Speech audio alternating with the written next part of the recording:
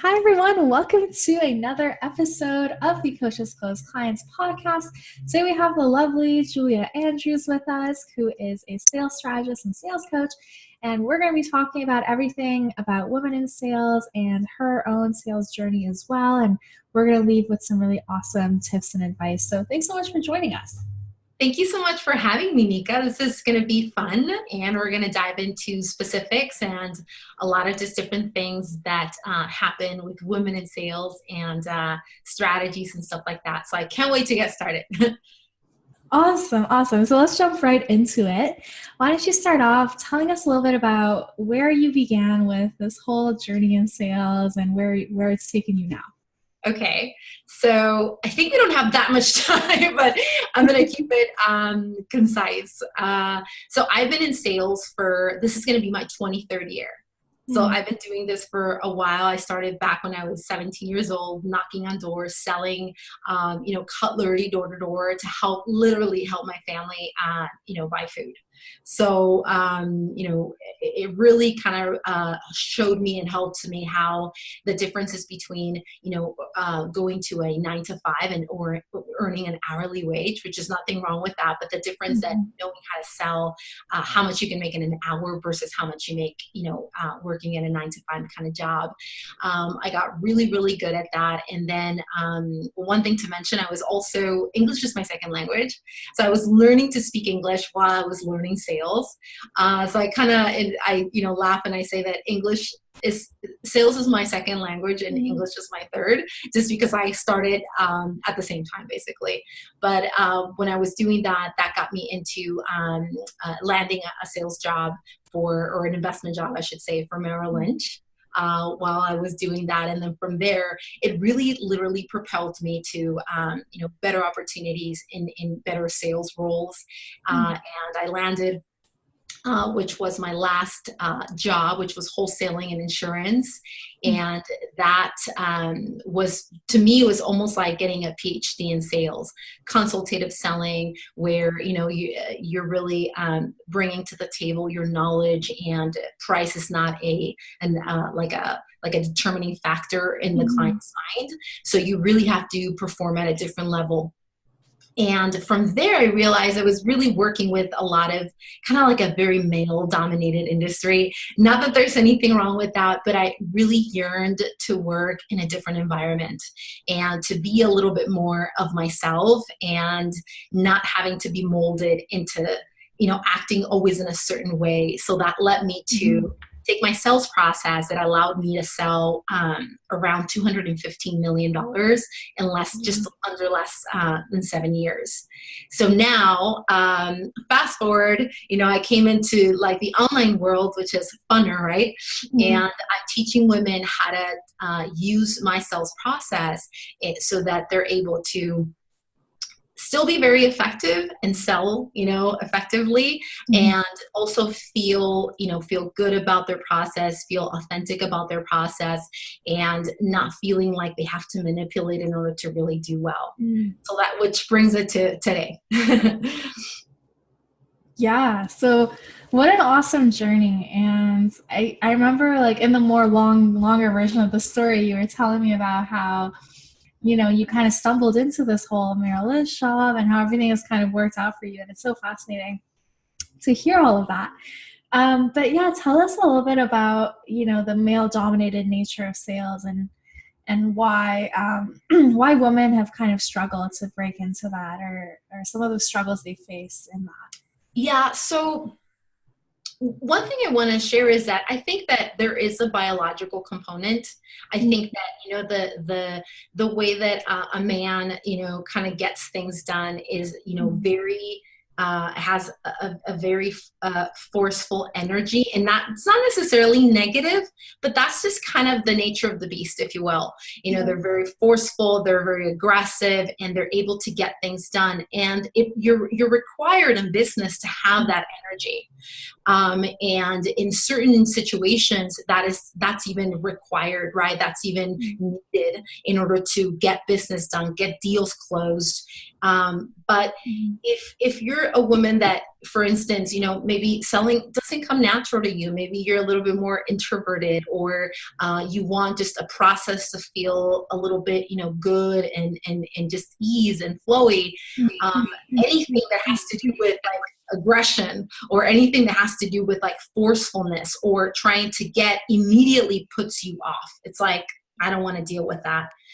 But I also want to make a living, or I also want to sell my stuff, and there's a huge conflict happening within yourself. So I think that there is a time and a place to be a little bit more aggressive without having to like be in your face, if you will. But at the same time, I think what liberates kind of like women, and I'm not generalizing, because some women may have a different approach to selling, and there's a lot of different ways to getting to the finish line. So it's not that I'm saying like, oh my God, this is the only way to do it. But if you're looking for a more almost like feminine, natural approach, you have to look at, first and foremost, having a process.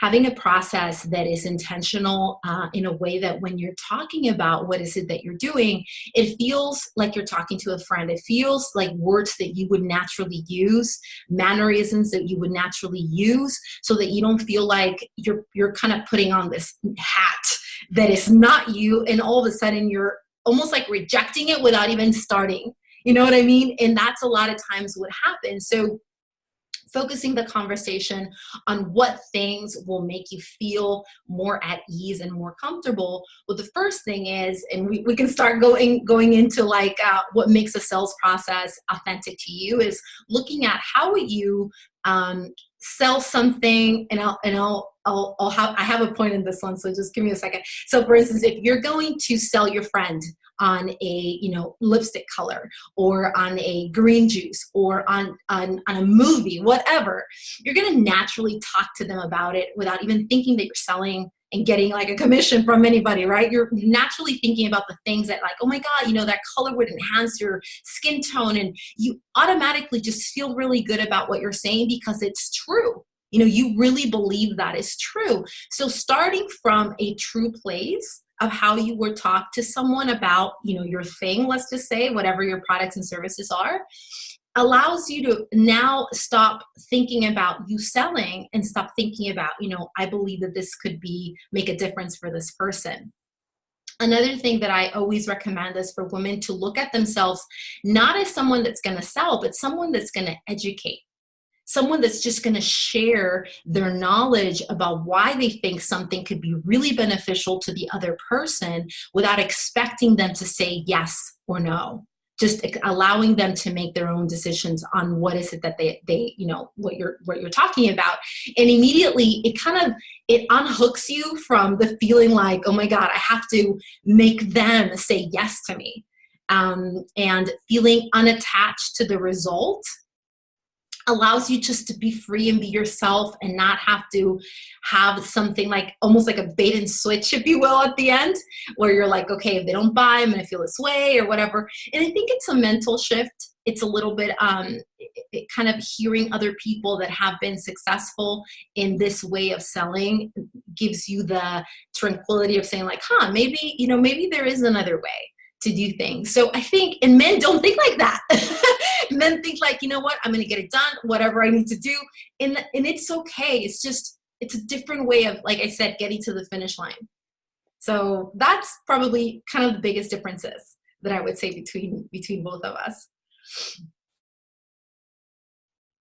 Oh, you know what? I think I hit, can you hear me? Ah, Oh, sorry. I was oh, that's muted by okay. accident.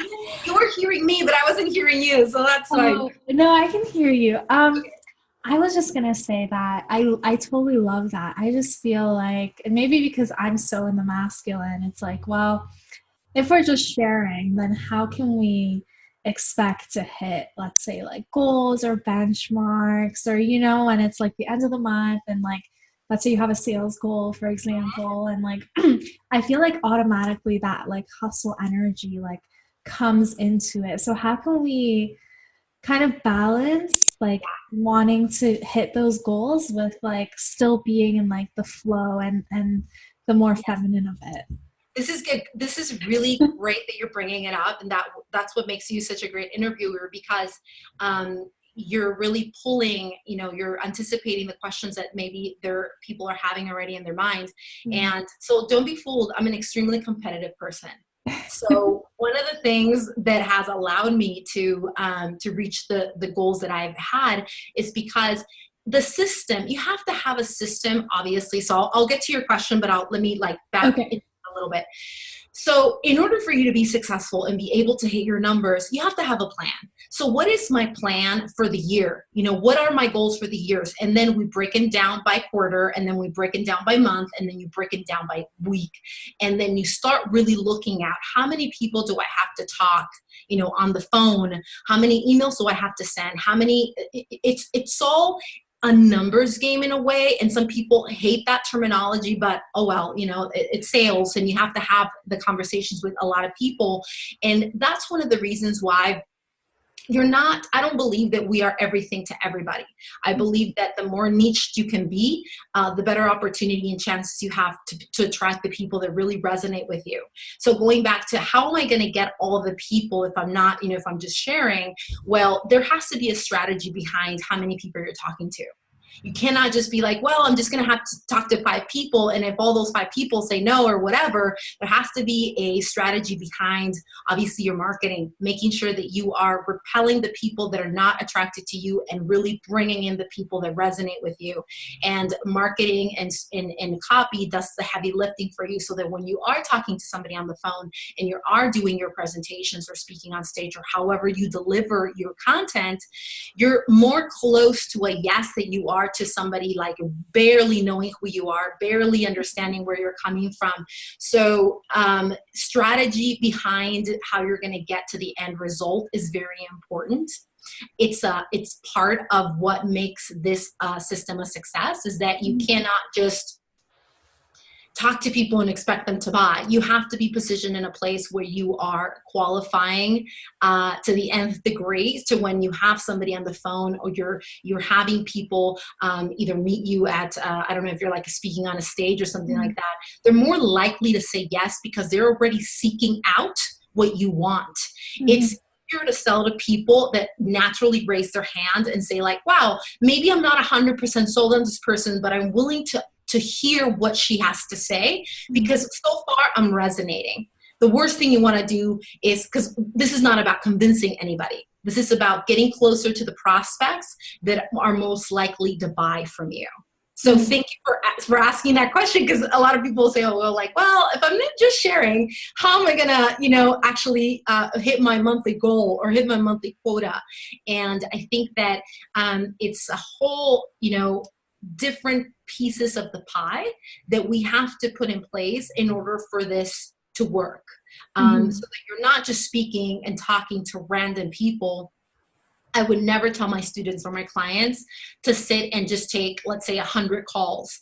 I would want them to take 100 calls of qualified potential prospects. And in order to do that, they have to put systems in place, like applications, like questionnaires, like intake forms, and stuff like that. So they're able to be the most successful when they do jump on the phone with someone, with a potential prospect.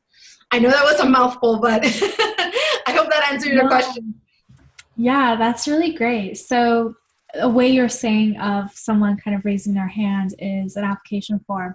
And I know you also mentioned events. So are there any other kind of ways for us to narrow down our list of potential people to people that have already expressed interest? Yes.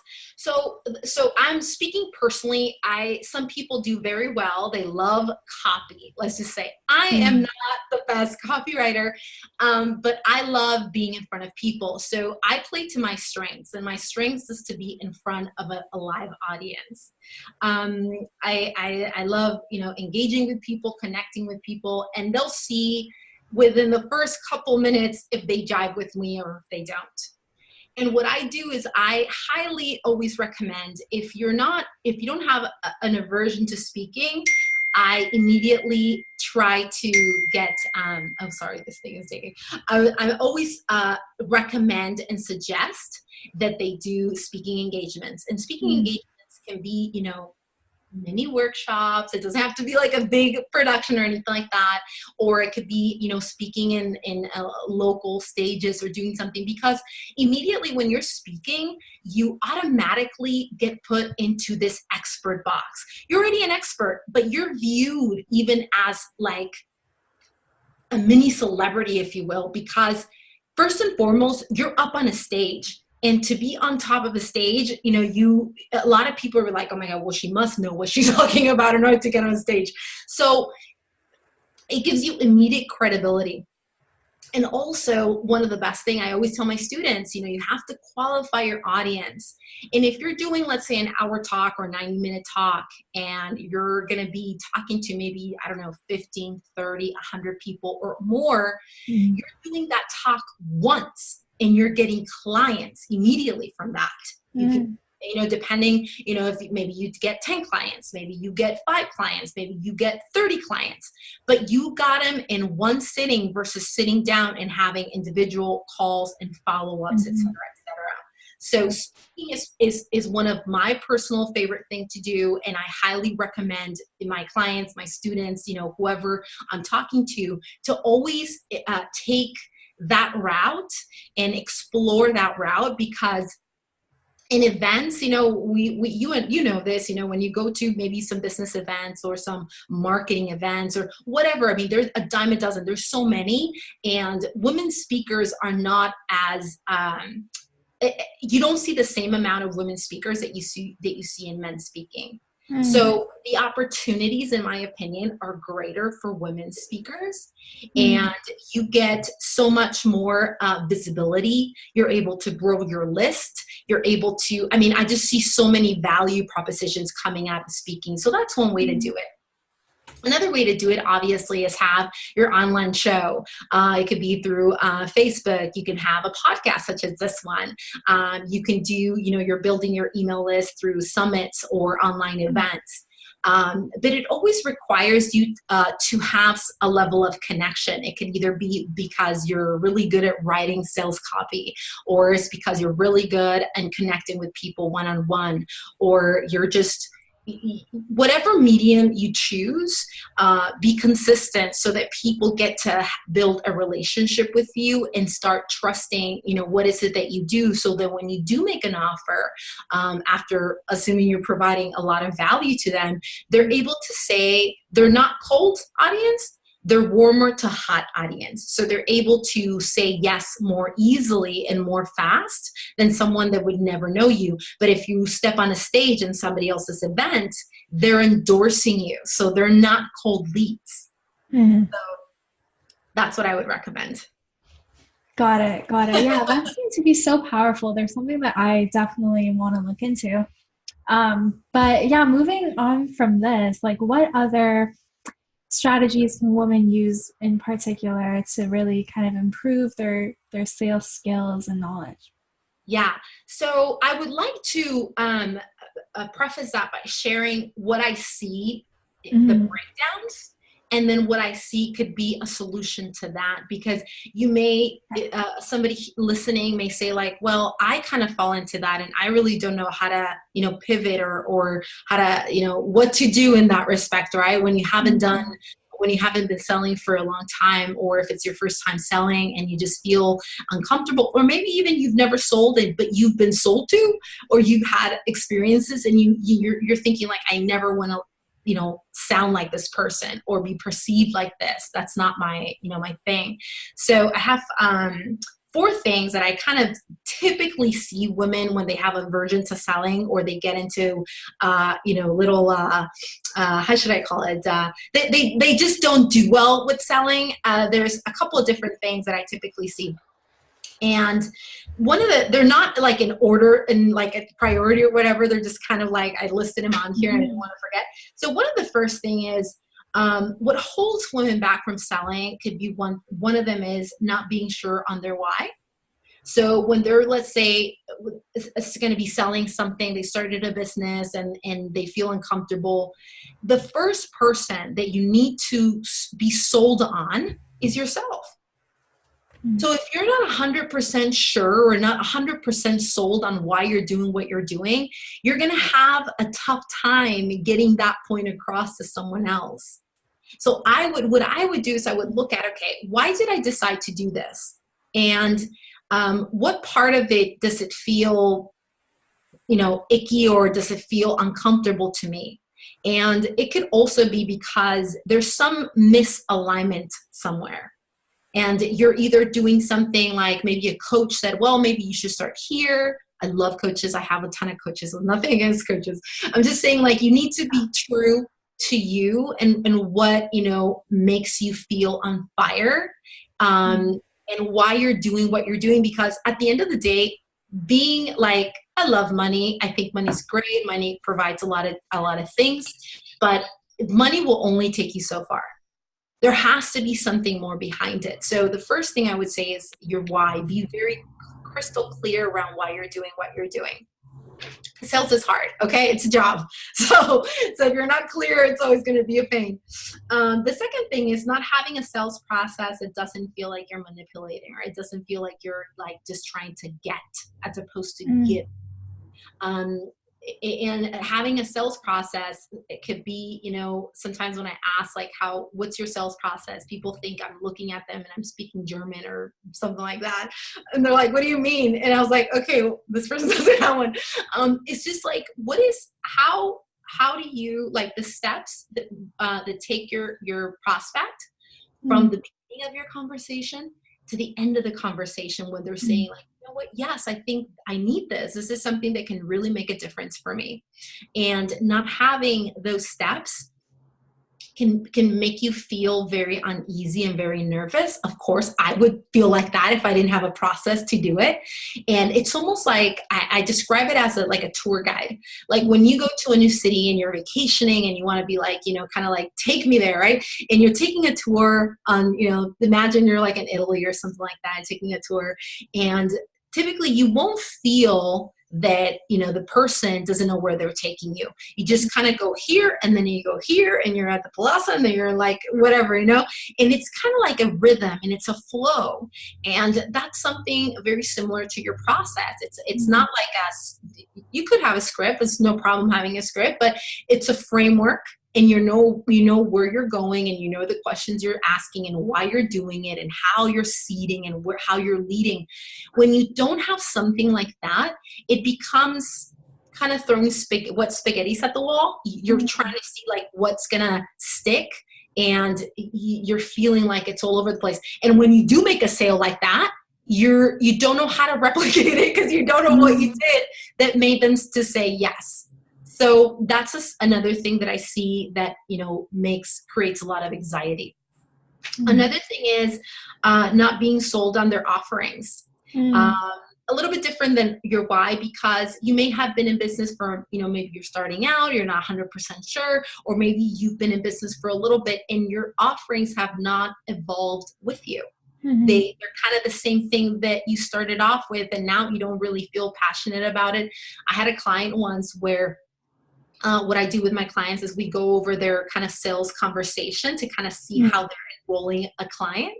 And I remember kind of stopping her in the middle, and I say, wait a minute. Do you even like what you're selling? And she kind of paused, and she said, I'm going to be very honest. Not really. Like, I'm not very like into this kind of new offering that I have. And we didn't even continue. We started working on, well, why hasn't it evolved? And let's get the new offer and the new packaging to get her excited about what she's doing. Because if you're not excited, how can you expect the other person that's actually going to take their credit card out and give you money to get excited over something that you're just like, well, if you buy, great. If you don't, you know what I mean? So I think that it's worth our time to actually look at our offerings and say, does this light me up? Does this get me excited teaching or selling? Or, you're always teaching your clients. So do I get excited while I'm delivering the content? And if it's like, you have to pause, I would invite you just to look at what little things, sometimes they're just little tweaks that you need to do, maybe in the delivery, maybe in kind of like the components of it, so that you're excited and fired up about it. And then the last thing is having a bad relationship with money is a big one. Mm. When you're not really like, I'll give you an example. If you, let's say, I don't know, maybe when you were younger, you always heard the term of like, money doesn't grow on trees, or it's very difficult to make money. And money is, kind of like you're always thinking about money as a fleeting resource. And you grow up with these subconscious kind of ideas about money. And you're always thinking like, how can I sell my products or services at this amount? I would never pay for that. Mm. Or you're already judging somebody's buying power based on your own kind of way of thinking around money. Yeah. I think that it's important to kind of look at that and think about, do I deserve money? How do I feel? When I have money, does it feel like I'm not gonna have it for very long? And it's a conversation. It's a really kind of personal conversation, but I think it's a real conversation, because in a sales conversation, all your crap comes up. If you're insecure around something, if you feel like you don't deserve, if you feel like, money, they're never going to pay me what I'm asking, that you're always going to run into people that never have money. So there's been, in one of my programs, I really kind of drill into what is your relationship with money, and how does that, how can we heal it if there is a little bit of a scarring or wounds, because your mindset is so powerful, and it has to be aligned with what you want to do, or else it's always going to feel like you're competing in some way, or not together, not working closely together. Yeah. And it's not going to help you if you want to be moving into, let's say the premium space. You're always going to be thinking like 20, forget it. Like, even the thought of saying those numbers makes you feel like a fraud. So I think there's a lot of inner work that has to happen so that you can be working side by side with what you want to do, and also how you want to attract those clients. So those are probably my top 4 that I see kind of women struggling with when it comes to sales. And so, yeah. Yeah, I love that. That's so true and so helpful. And I feel like, us as women, we like internalize so much of those money stories, from our parents. And sometimes they continue even through our adulthood. Like my mom will still say like, who would actually pay you for coaching and things like that. And it's just kind of like a consistent battle, but it's also knowing that it's just, different mindsets. Yeah. And, I was just going to say something else, something you brought up, around, feeling like you're worthy of kind of receiving money, and also like, feeling confident in your offer. I think that's really key, because something that I've learned is that when people reject an offer, as women, sometimes we take that rejection so personally, because we think, they're rejecting us as a person. And we start to really and I'm laughing, but it's so true. And we really start to internalize that kind of rejection. Whereas men are like, okay, like on to the next one. But us as women, we kind of have a harder time with that. Do you want to just speak on that a little bit? Yes, absolutely. I think, so going back to like, 23 years ago when I was selling knives, right? I would get doors slammed in my face all the time. And I had like, it was so ridiculous. But there was so much desperation in me that I couldn't allow my mind to get distracted over the feeling. So I learned very quickly not to take no personally. And that has been one of the most fundamental lessons in my sales career, because if somebody says no, I always look at that as, they're saying no to the product, they're saying no to the service, they're not saying no to me, they don't even know me, you know what I mean? Like it's not personal. And I think the best thing you can do is protect your heart, and just know that we as people, get to choose what we like and what we don't like. You know, maybe you like, let's say, you know, what kind of one type of movie, and I may like another type of movie, and we're not thinking like, oh, the directors are horrible, they don't know what they're doing. It's just not our genre, let's just say, right? So it's you have to look at it from the perspective of like, maybe for them it's just not the right fit, and not taking it personally allows you to move forward so much quicker, so much like not even thinking about nothing. Like right now, if somebody says, you know what, Julia, this is not for me, or this is not the right time, or whatever, I'm like, okay, perfect. You know, maybe later, you know, or something. But I always try to allow myself to think from it from a space of they're human beings just like me, and they are entitled to what they want just like me. So I don't think about it as them saying no to me. It's really them saying no to the product, to the service for them. So I think it's super important for us to separate ourselves as a person from the actual service delivery, so that we're not feeling attacked, or we're not feeling like, oh, another person that said no, or something like that. You know, and I tell my students, my clients, okay, so if you've never like learned how to sell, I tell them, we're going to record your first call. Like if I'm going to be hearing their call, like with a client or something like that. And then we record their 50th call. And then for their 50th or 100th call. And the difference is like night and day. It's just because they've gone so much proficient, their mind has gone so wrapped up around their process, they're starting to sound like it's just second nature, and they sound so much better, and they feel so much better. So I really reference, and we're going to go off a little bit of a tangent, but I think it all ties together. Selling, it's so experiential. It's almost like an athlete. An athlete, it doesn't matter how many books he or she reads, or how many videos they watch, or how many podcasts they hear, how many nothing. Where it comes down to is when they're actually on the court, on the field, and they perform, and then they say to base, okay, this is where I'm at, and then grow from there. So you're always having to perform in order to get better at your craft. And if you're not, you know, talking or doing it, it's, you know, you're always having to start from the beginning. Because you're always feeling like you're never getting the process down. So it's like, you know, what's that saying? Repetition is the mother of all skill. And you know, selling is nothing more than a skill that you've repeated and perfected, you know, over time. But that's the only difference, right? So rejection, I think, is a big thing. And I think that most of the time it starts from something when we were little. Like I had a client once when we were role playing, and I put him through the ringer. So I was just like, no, I don't like this, or I don't want this, whatever. And she said to me, like, she felt like I was rejecting her personally. So instead of just dealing with that, I said, where in your life can you remember the first time you got rejected, and how did that feel?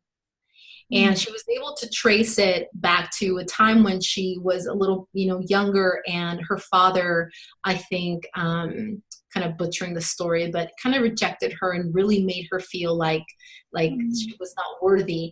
And anytime she would have clients say no to her, it would almost bring her back to that debilitating moment. So it stopped being about the client, and it became about you.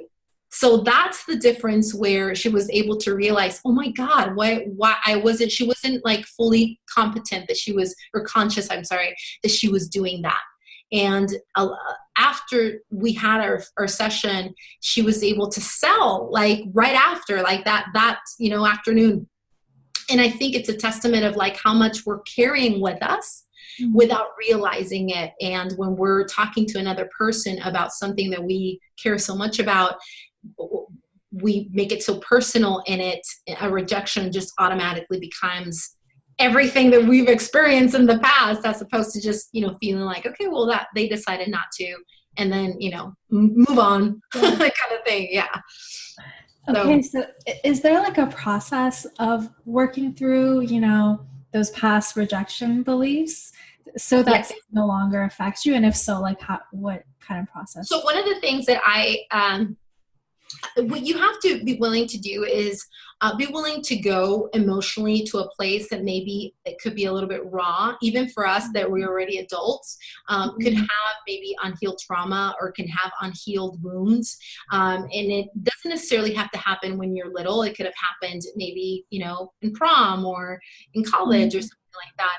But it's really getting really just quiet and asking yourself, when was the when I was younger did I experience this, or when I was younger did I stop feeling safe over, you know, being myself or being who I naturally am. And your mind will give you the answers that you want if you are being completely open and writing. Sometimes I do recommend if that doesn't feel like natural or good to you, you can write the questions down, like, when did I experience rejection in my life? Or when did I experience rejection with my mom, with my dad, in when I was a child? And start just writing and start writing. Typically the first page is something that you're like thinking about, and then your real answer comes out. And you're able to realize that it has nothing to do with me selling or with me exposing or with me sharing. It really has to do with the fear of them saying that I'm not enough, or them laughing.